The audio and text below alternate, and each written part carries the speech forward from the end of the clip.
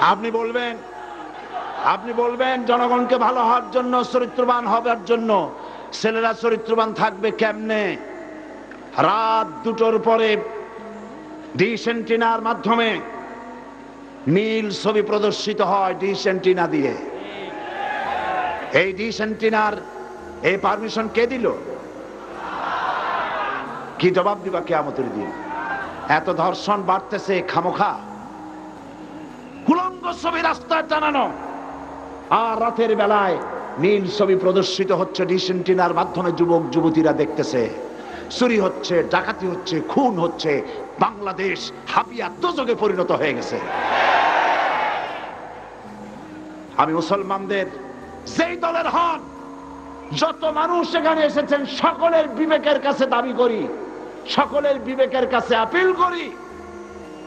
টেলিভিশনে একটা অনুষ্ঠান দেখায় না, জাতির বিবেকের কাছে প্রশ্ন? জাতির বিবেকের কাছে প্রশ্ন করে লাভ নাই, সরকারের বিবেকের কাছে প্রশ্ন করতে চাই। এই ডিশ এন্টিনা বন্ধ করো, সিনেমার নোংরামি বন্ধ করো, নইলে তোমাকে ক্ষমতা থেকে দড়ি বেঁধে টেনে বঙ্গোপসাগরে নিক্ষেপ করা হবে।